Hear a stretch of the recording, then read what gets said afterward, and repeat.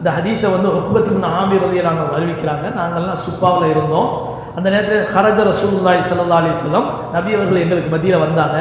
எங்களிடத்தை பார்த்து கேட்டார்கள், ஐயுக்கும் யுஹிப்பு அன் யகுதுவ குல்ல யௌமின் இலா புத்ஹான் அவ் அகீக்.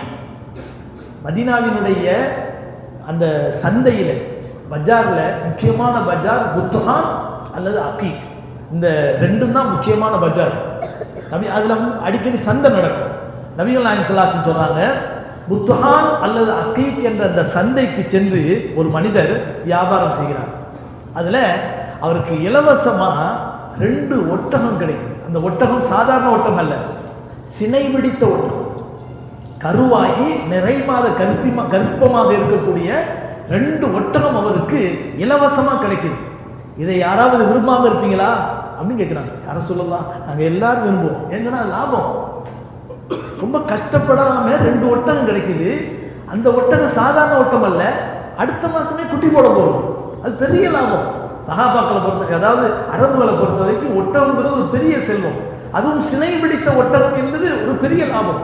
குட்டி போட்டோம், அதுக்கு பின்னால் அதை பாலையில் லிட்டரு கணக்கில் கலக்கலாம். அதன் மூலமாக பெரிய லாபம் சம்பாதிக்கலாம். அவ்வளோ பெரிய ஒரு லாபத்திற்குரிய 2 ஒட்டகத்தை நாங்கள் பெற்றுக்கொண்டு வருவதை யார் தான் நாங்கள் விரும்ப மாட்டோம், எல்லாரும் விரும்புவோம் அப்படின்னு சொல்றாங்க.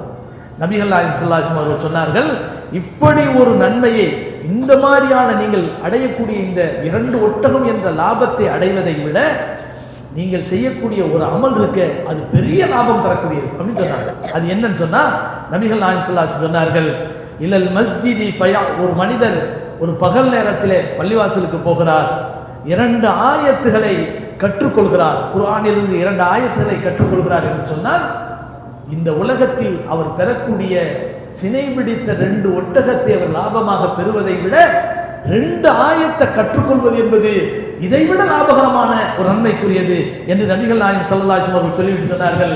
3 ஆயத்தை கற்றுக்கொள்வது 3 ஒட்டகத்தினுடைய லாபத்தை விட மிகச் சிறந்தது.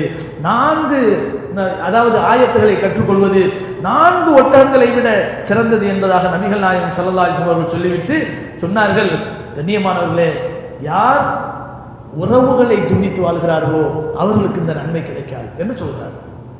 உறவுகளை துண்டிப்பதன் மூலம் இவ்வளவு பெரிய நன்மைகளையும் அந்த மனிதன் இழந்து விடுகிறான் என்பதைத்தான் நபிகள் நாயகம் ஸல்லல்லாஹு அலைஹி வஸல்லம் அவர்கள் சொன்னார்கள்.